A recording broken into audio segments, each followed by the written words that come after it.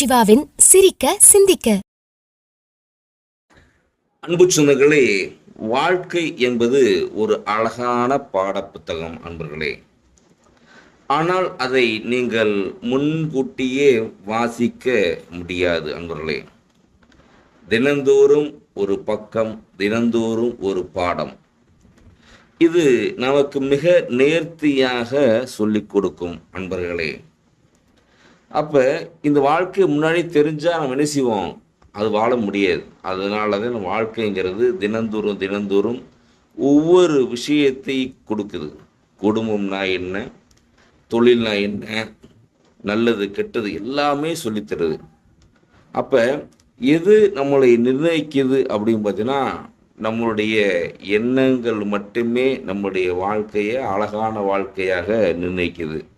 நல்லதை மட்டுமே செய்யுங்க, நல்லது நடக்கும். நன்றி, வணக்கம்.